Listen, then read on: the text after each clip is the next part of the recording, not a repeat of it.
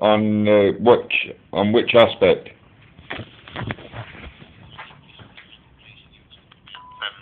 When you were taken to the BBC and abused as a child, is that correct? I was taken to the BBC, yeah, but the abuse never happened at the BBC. It happened well before that. Okay, so start from the beginning then. Tell me when abuse started and how that happened. God, it's a right old story, mate. Okay, well. How can you say it? Let's start at the beginning. How old were you? A young kid, a very young child, about 2. Approximate age? I was about 2. I was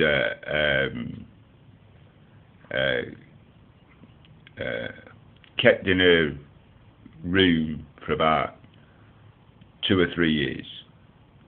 By whom? People who were supposed to be my parents. When you say supposed to be, what do you mean by that? Well, because I don't think they are my parents. And what leads you to that feeling? About memory and nightmares. About memory scars on my body. Right. And what I mean is, what leads you to the conclusion that they weren't your parents? Because I was told by other people that they weren't my parents. I got told when I was about 16 that they weren't my parents. Some people knew what. Who are these people that told you this?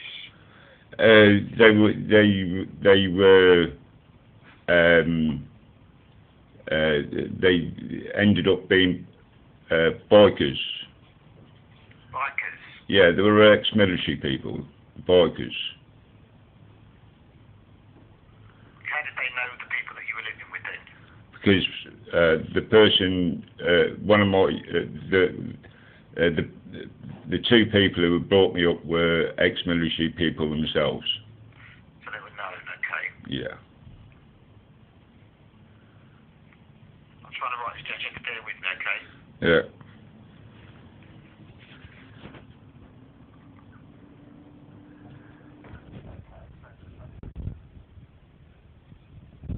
And ask what they knew about it, or? Well, no, it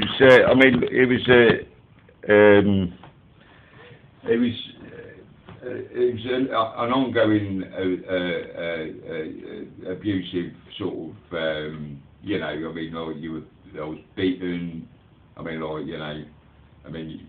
them days there, you take it as the norm,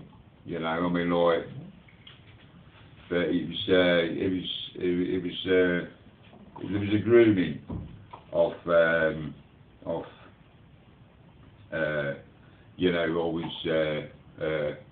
I had to see this a bloke called what's his name? What was his name? I've got it written down there somewhere. What was his name?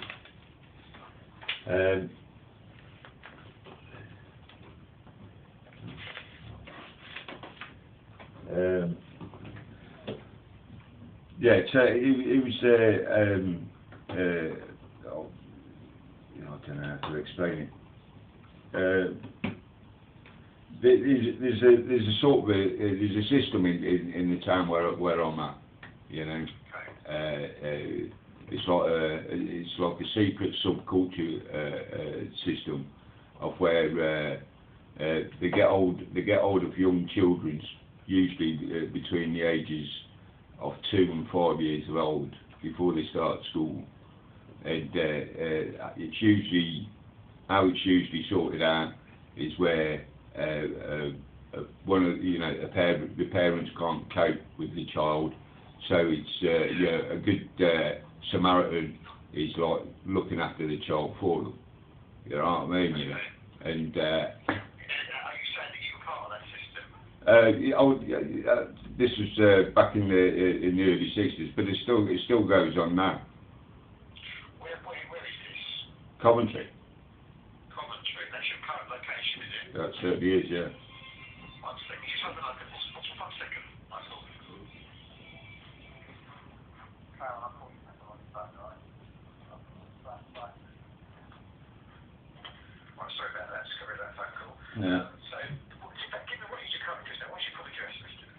Michael? Mine is, look, you know, you can't be sending it, because if you remember, like, from the first contact when I rung you, right? I said to you, right, not to go through the West Midlands Police. No, I'm not with at the moment. I mean, whatever happens, I need to assess what it is you're telling me first of all. Oh, right. Because if it's a system Yeah. that falls within their jurisdiction, then I have no option but to do that.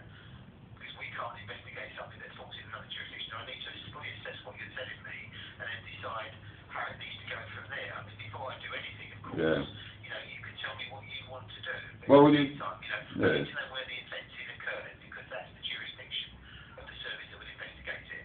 So I need to know where it occurred and by whom before I can establish whose jurisdiction it is. If it's offences committed wholly within that force area, then I have no option, because they would have to deal with it in one way or another, depending on what it is. Right. Yeah. So all I need, but in the meantime, I'm just trying to establish who you are and where you live for my purposes. Yeah. So I can make proper notes about it. Well, Okay, let's start right at the beginning. What's your first name? my name is Stephen Is that with a PH or a V? with a V. Stephen, any middle names? John. And can you spell your surname for me, please? Meikle. M-E-I, and it's pronounced Michael, is it? Meikle. Okay. And your date of birth? On the birth certificate it says 24/7/62. 1962, so without me working to do the sums here, does that make you about 64, something like that? How much? About 64, something like that? Until when we've got 50 something. Yeah. Long way round. I'm comparing you to my age, sorry. So you're about 70, you're about 52? Yeah, about that, mate. Yeah. Well, okay. And right, your current address is? 88 Norseman House, Middlesbrough Road, Coventry. So then 88 Norseman. Knoll, as in Nauls. Yes. Mill, MILL. One word, Norse Mill. No. Norse Mill Road, yeah. No. Norse Mill House, House. Middlesbrough. Yeah, Middlesbrough Road. Middlesbrough. Road, Yes. Coventry. And your postcode? CV1 4 CV1. CV1 4DB. Charlie Victor 1. That's the one. Yeah. Charlie Victor 1, yeah. Delta Bravo 4DB. 4DB, thank you very much. Yeah. I've got your phone, I've got your mobile number. Do you want to give me your home number? Right, so that is my number. Is it? Yeah. Can I just confirm, I've got another number on here for you that I've been ringing. Yeah. 07963024081. Is that your number? Yeah, it could be. Because I phoned that about a week and a half ago, and I think I spoke to somebody who sounded like you, and I asked for the name of Michael or Meikle, and you said you didn't know that name. So, Yeah, that was quite true. Well, because I didn't know who you were, you see. okay, You know what I mean, you know? Do you have an email address? No. You don't. Okay, right. Okay, so back to where we are. So, back to your Yeah, but like, so, yeah, the story. subculture of where someone has to be good Samaritans acting as carers. Yeah. Recruitment is what you allegedly said. Yeah, but like, see, what I originally found was about, I mean, you know, I wasn't really phoning about myself, you know. I was phoning one about that Jimmy Savile, because I got took down there in 1976, right, when I was about 14, and basically I was took in there, and nothing, you know, untowards happened or anything like that, That like, you know, there was 3 girls outside waiting. I mean, I can direct you. So where was this exactly? Sorry. Well, like when you go into the BBC. What studios are we talking about? Which ones? It was it was the main BBC building in London. You know, I got took to the building. You know, you go into the building. The lift's on the left-hand side as you go in there. We went up to about, I think it was the 4th or the 5th floor or something like that. As you come out the lift, you come into a foyer, right? You go through double doors, and when you went through the double doors, there was a semicircle of seats, what was split in the middle with steps going down. And on the right-hand side, there was a door where there was a studio. This was this is where the Jimmy Savile and 2 of the blokes was. Right. The bloke who brought me up. Right. Are you going to give me their names, please? Who? The names of people that brought you up. Who are they? They'd be Mr. and Mrs. Meikle. What's their first names? Joan and Michael. Are they still alive? Yeah, I think so. You got any dates of birth for them? Any what? Any dates of birth for them? No. What approximate age would they be now? In the 70s. And what area are they living in, you know? I ain't got a clue. How long, when did you leave them? Or what did you leave them? When did I leave them? When were you no longer living with them? Well, you know, I was 15 or something like that. Where did you go after that? Where did I go? Yeah. I was bred to go to jail, mate. You went to jail, did you? Yeah, it's... What, 15 years of age? yeah, that's right. And what was that for? Can you tell me? Thieving of some sort, mate. So did you ever go back to them after that? No. So what happened after you came out of prison? I was, you know, sort of, I was basically, I was on the streets, living, Streets, okay. you know, well, not on the streets, you know, I got myself bed sits and things like that, you know what I mean, you know, but, yeah. Okay. So anyway, so these people, Joan and Michael, Yeah. took you to London, did they? No, it was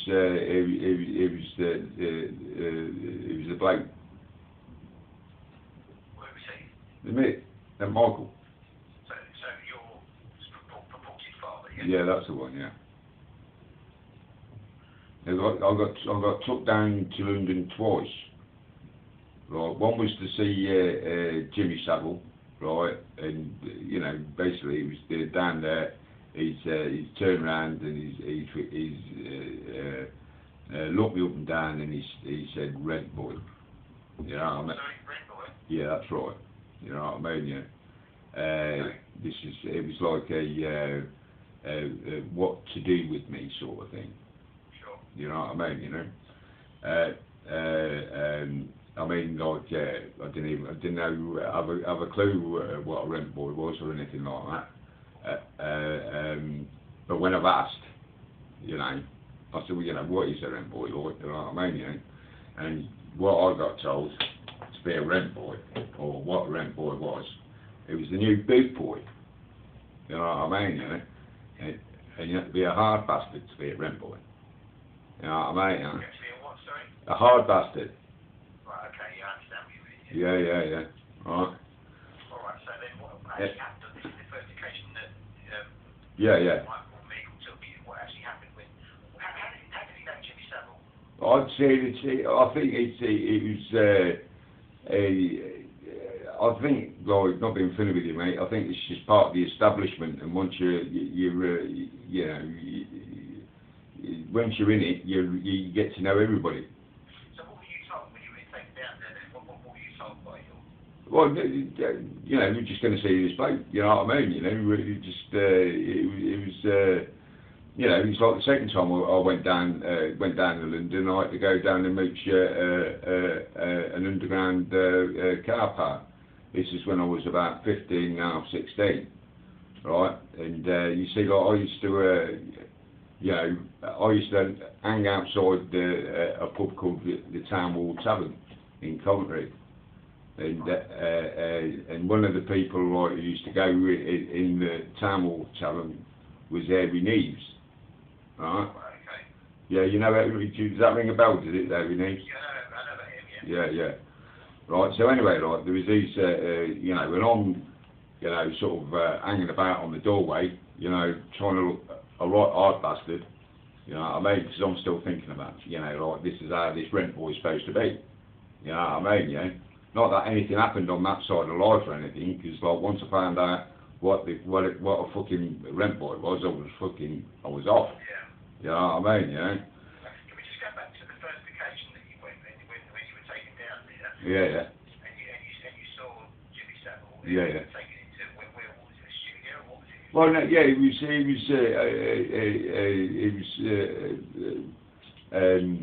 well, to be honest with you, mate, it was half a darkened room. I was only in there sort of 30 seconds. So were you introduced to him in some way? Was something special? Well, no, not at all. He just turned around, looked me up and down, and said, "Rent boy." It was proper like a sentence, like, you know what I mean? What happened after that? I got took back to Coventry. So it's basically a very short taken there. Yeah. For a nanosecond and then taken back again. That's the one. Okay, hang on. Now this pub, you said a Town Hall Tavern. The town wall, you know, is in. Town Hall. Yeah. Town Hall Tavern. Is it still there, is it? Oh yeah. It's in Coventry, yeah? That's right. Okay, so you mentioned you used to hang about out there. What relevance has that got to this next situation? What, you mean going down to meet the car park, you mean? Yeah. Because, what, you mean, what's the relevance with Jimmy Savile, you mean? Yeah. Well, you know, the bloke who took me down there, yeah, this was, This is Michael, yeah? that's right. Yeah. This is the place where he would chat with Harry Neves and that. And then there was, like, they're all ex-soldiers sort of thing, you know? You were taken to car park with Michael and then met this Harry Neves and then... No. I didn't, you know, during, you know, me going down to the Town Hall Tavern, you know, chatting, you know, to Harry Neves, to other people, you know, there was, you know, you'd get to hear what they were up to and all this sort of stuff, yeah. But anyway, right, I got took down in 1979. I got took down to London, and it was another one of these tests, you know, and. What, with Jimmy Savile? No, this was like an ongoing. Like I was saying, like, there was agreement what was going through all my life, mate. You know what I mean? You know. Who did you see in London in 1979? No, like, I didn't go and see anybody. I had to go down into a car park, find where a car was located, and rock it to see if it was alarmed. Yeah. And then what happened? And then I'll come back up and told them where the car was. You know what I mean? You know, and I'd done my job. Right, and who were you telling? Who I were was you information to? the same bloke that Michael. Okay. And this is in London? That's right. Okay. But you just now, you said you were taken to London. Did you see Jimmy Savile again? No, I was only took down to see him once, mate. Okay, all right. Yeah. All right. Okay. Yeah. Okay, and what else do you need to tell me? Well, there was a program, right, on BBC 4, right, on hang on, where is it?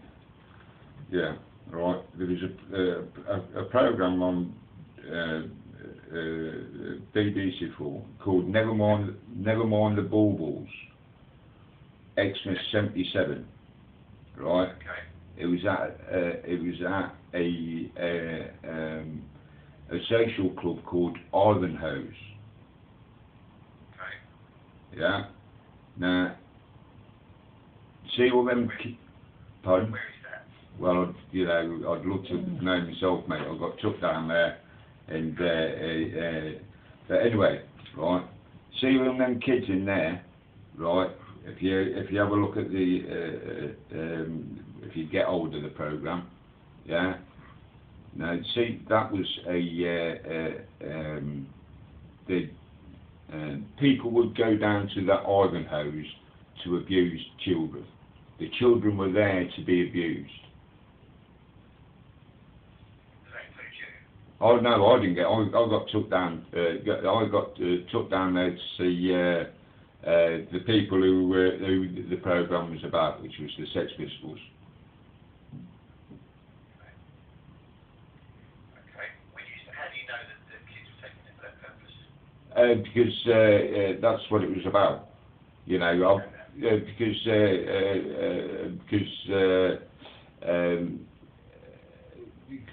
chatting with the kids, you know, they thought it was normal. You were chatting with children, yeah? Well, yeah, I was a kid myself, mate. And what were they saying to you?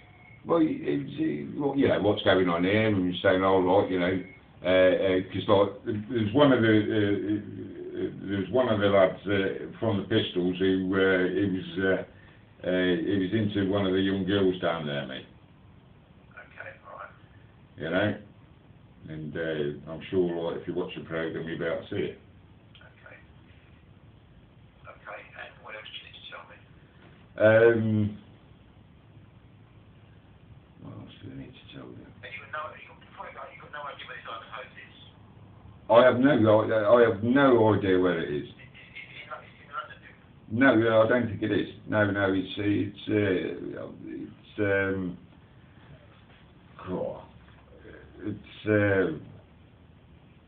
it can't be that far away. It must be like from where I live now, Coventry. It must be about, I would say within like a 40 or 50 mile from here. But what direction it was? I mean, I got took down there at night, and that was that. Yeah, okay. Yeah. Have you heard of it? Have you ever heard of the Bilderbergs? Have you, mate? No. You've never heard of the Bilderbergs? No. Who are they? What is it? No, I'm surprised. The Bilderbergs. This is people that you'll be talking about. Yeah, that's right. And who are they? They're the group of people who can control everything. When you say control what you mean as in child sex grouping, that sort of thing? Yeah, drugs. Where are they located in? What part of the country are they located in? Oh, you know, I mean, I know, you know, this is what I'm saying to you about the, you know, West Midlands Police, mate, especially in my town, Coventry.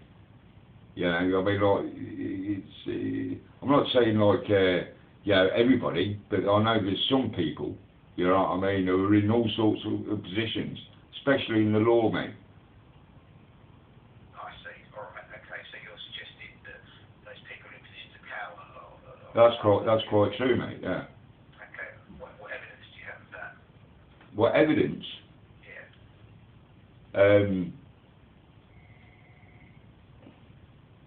Just a feeling you've got. No, it's through. It's just through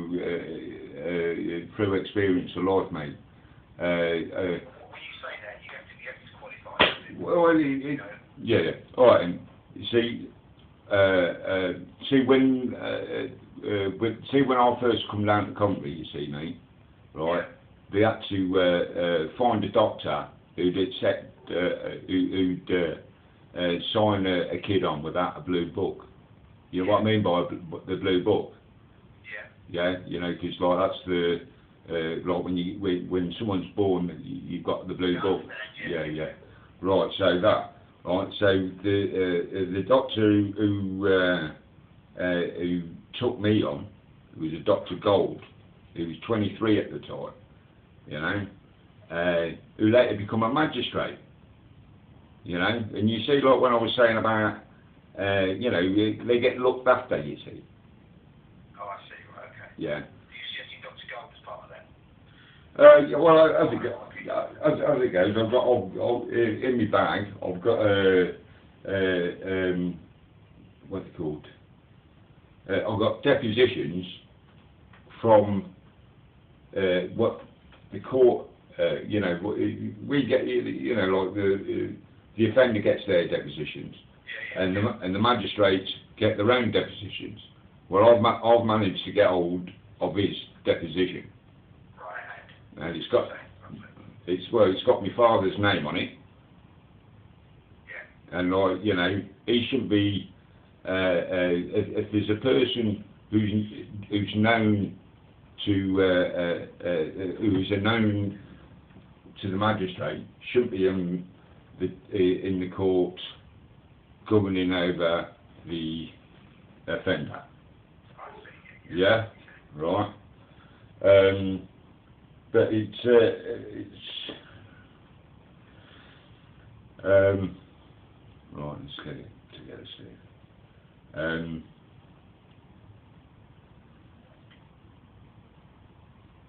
No. Anyway, mate. Hello? Hello, I'm sorry, go on. Yeah, no, it's what else you want to know? Well, what else do you want to tell me?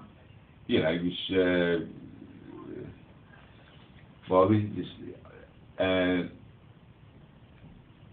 I've got, as far as I'm concerned, mate, from my memories, you know, I was stolen when I was a kid. Yeah. Right? I was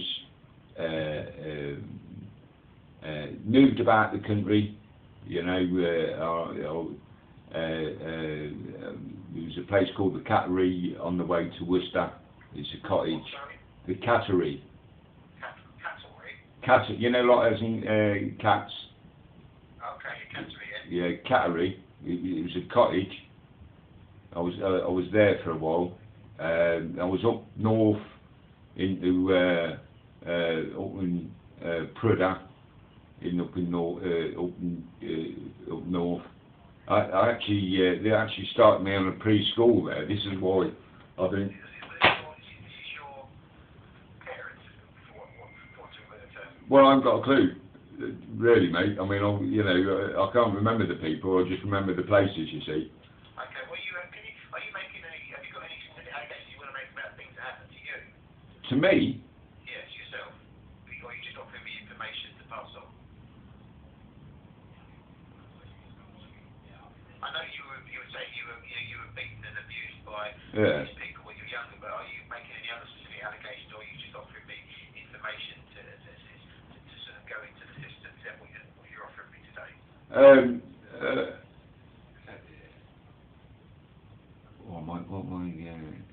What am I actually making a complaint about somebody? You mean, mate?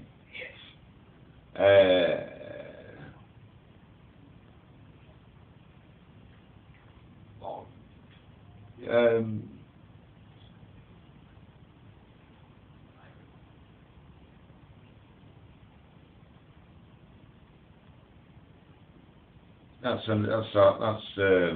That's a hard one. That is.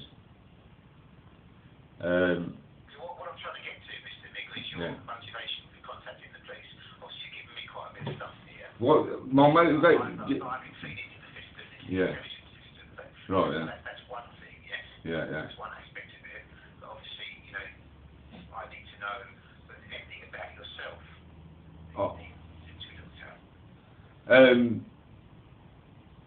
I mean, it's the proof, you see, mate. Well, I understand that. Yes, I do understand that. That's difficult. But I've always, you know, I mean, it's like it's like, see, I got into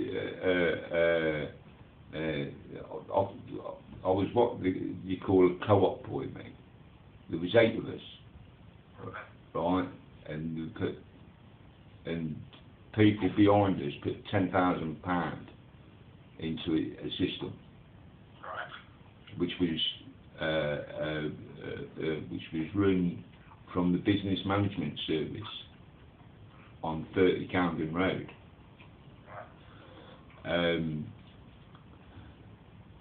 I got took down to see a person who'd be looking after my affairs. Was a lady called Betty Yates. Betty Yates. Yeah. Right. Who was a school teacher. Right. Betty Yates used to live near Worcester in a place called, which she ended up calling Ravenscroft, right? Yeah. No, Riverscroft.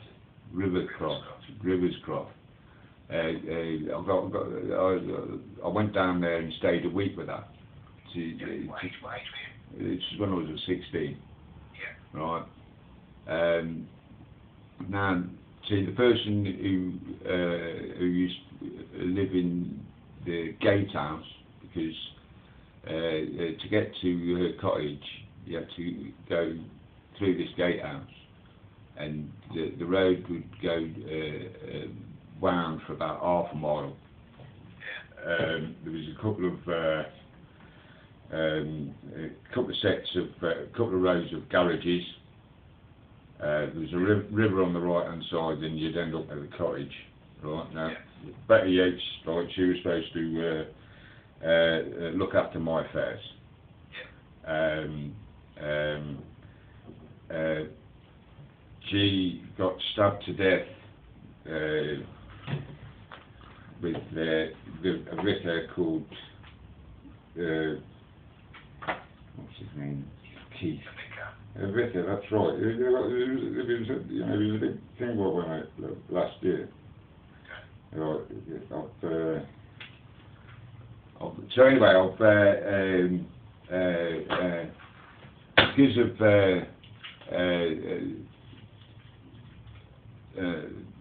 the bloke who used to live in the gatehouse was a geezer called Mark Dixon. Mark Dixon. You know, Dixon, okay. as in Dixon's. Yeah, got you. Right. Mark Dixon used to be the head security guard down the lower precinct in Coventry, which is where the co-op is situated. Yeah. Yeah. Now, see, one of the reasons why I was, bred for jail and everything like this, Yeah. and sent to jail, right, was because I had to find out who the best people was. Yes. On the old drug seats, or who would be the best people, because in them days it wasn't as prevalent as it is now. Yeah. So this is what I'd do. Okay. I'd find out who the best people was, Sure. and they'd get used. I understand. Right. And this, and later on, I met your man Paul Flowers, right? Yeah. You know, because he was supposed to be a bit of an hard bastard. You know what I mean? He could look after himself, and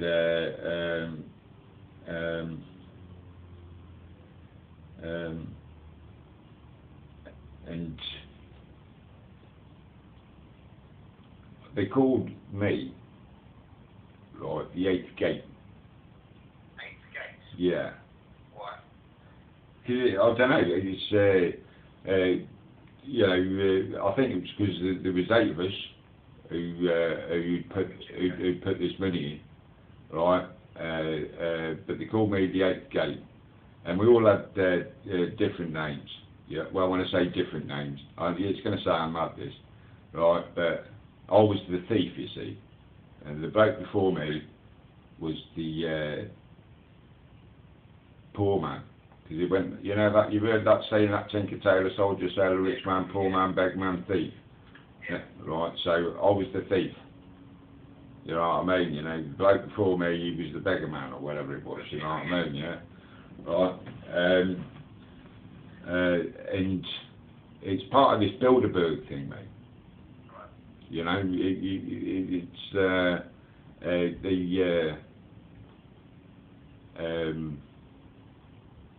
you can get buildings built.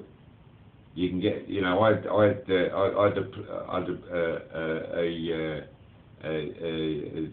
was a Bengal wall in Coventry, and I got it changed into a night called the Eclipse. Right. This is when the E's first come out. Yeah, sure. Yeah, right. Yeah. Now I see like the E's, right, because not being familiar with my life and everything, especially when I was a young lad, right. I used to like the smoke. Yeah. You know, a bit of hash, and every now and then I'd like a microdot. Yeah. When I did turn 16, and when I got introduced to loads of people, and I did get introduced to loads of people, you know what I mean, you know, from all sorts of where they dealt me. You know what I mean? You know, one of the people I got introduced to was a principal in Warwick University called Mrs. Battersby. Yeah. You know, I've gone down. You know, I thought, well, all right, and you know what I mean. You know, if she can help me, you know, Warwick University. You know, there's got to be some chemical heads down there. So I've asked for some microdots, some acid. Yeah. And within months, you know what I mean. You know, it was like, you know, well, as it goes with these people have made this which ended up being like this the MDMA. Yeah, right, and within months the thing was made, and the old raid things scene started up in Solihull Woods. I got you. Yeah. Mr. Meagle, you've given me a lot of information. Okay. Is there anything that you particularly want from the Metropolitan Police Service? Well, what I want,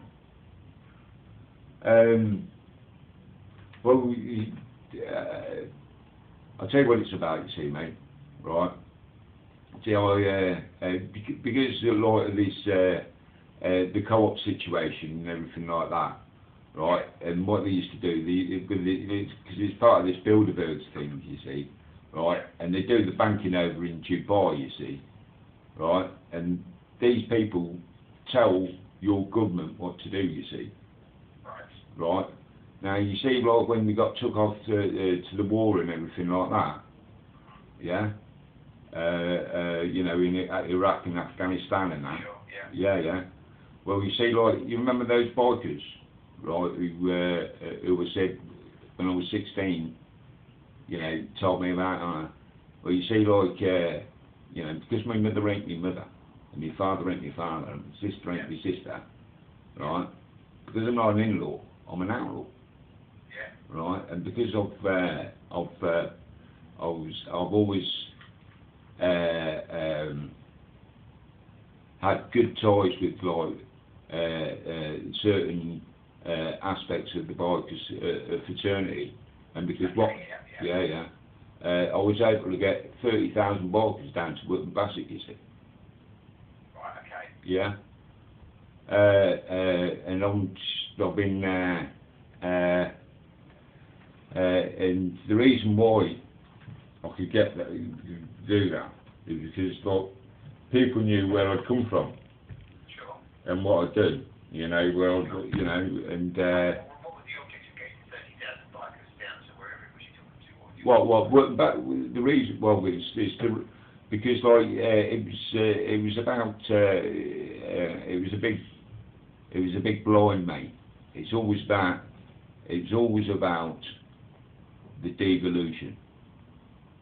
You know, it started back in 1941, right, when Erin Eves escaped from Starlag 20A, right, and he was snowed in for 2 weeks, right, with these these Germans, and obviously after 2 weeks getting, you know, you're chatting and whatever, and, you know, about this war and that war and whatever, and the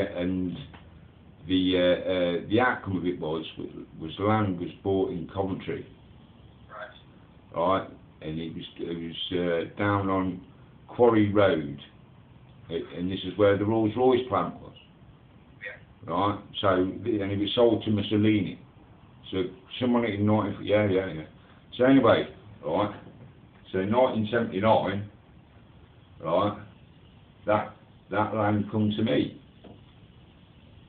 Yeah, right, I had to go into a pub called the Mercia's Arms, right, no, the Earl of Mercia, right, then came Lloyd's and then went back to the Earl of Mercia, right, I had to go in there and I had to check the books, you see, right, and one of the things I had to make sure that £20,000 was paid to the Vatican every year, and that was for the land.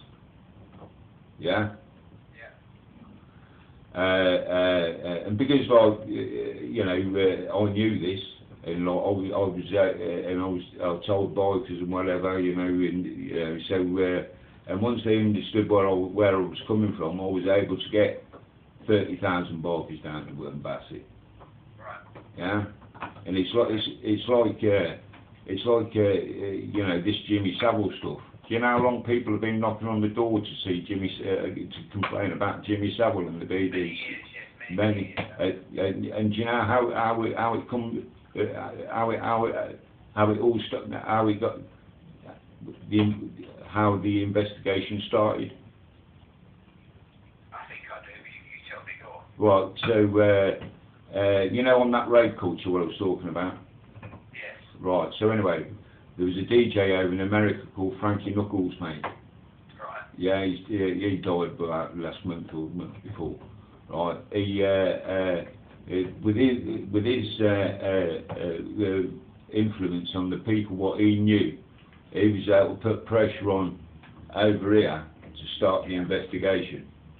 Right. You know what I mean? You know, because you know when I say I was stolen. Yeah. Because I'm not the only one, am I?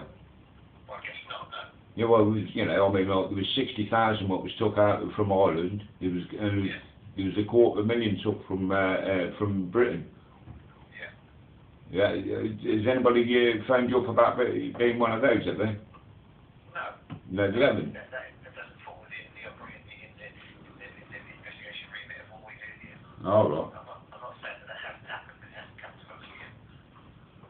Ah, but you're aware that it did happen then? Yeah, I mean, the remit of this investigation is very much around, you know, the sort of sex crimes committed by, you know, that's come out of the Savile inquiry, that sort of thing. That's what the remit of this investigation is. Anything else that we have to find about or that doesn't come with us, we have to pass it on to whoever is dealing with that. So that particular aspect, I have heard those things before, but that is what we deal with here. Obviously, we're dealing with a very particular aspect of the, you know, the things that come out of the Savile inquiry. No. And that's what this is about. Yeah. Yeah. But obviously, you've given me a lot of stuff. Yeah. That I can put into the information system. And I'm happy to do that. Yeah. Right. But you know, is there anything else that you want from the MDS other than that, other than to give us pass the information on?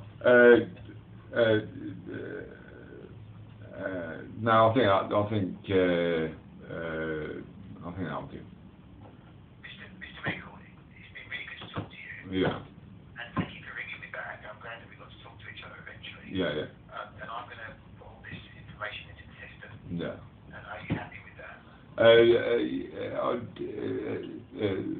The thing I'll be most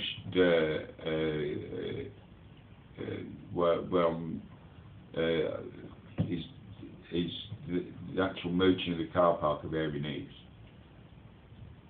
You know? Wait, what do you want? What do you mean by that? What do you want from that? Well, yeah. Well, see, what I'd see, like I said to you, mate. You know what I mean? I was outside. You know, I used to know these people, mate. You know what I mean? You know, it was going over to Northern. No.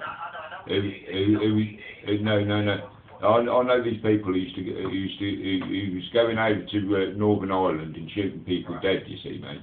You know what I mean? You know, and then they were coming over to Britain and blowing people up. Sure. You know what I mean? You know,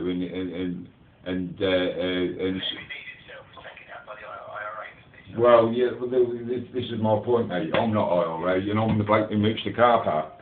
You know what I'm saying? You know what I mean? And the people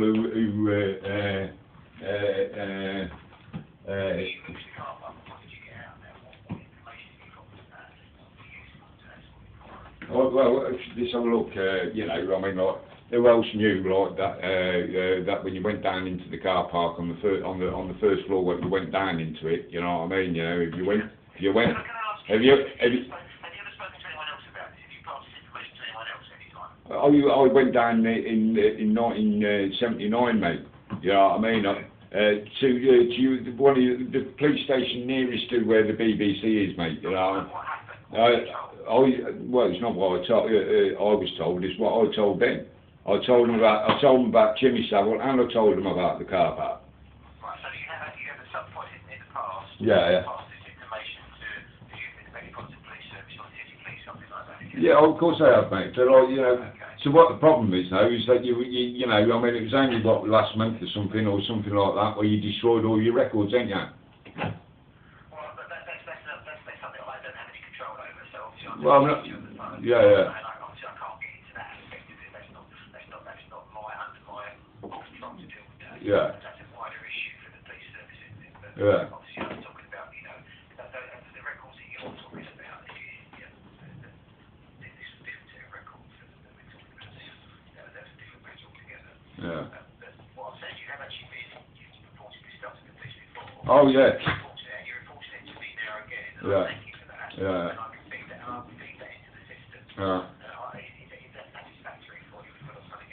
Well, you know, we'll see how, you know, it's if it happens just like the first time, mate, nothing happens. So I mean, well, I can't say what's going to happen. Yeah.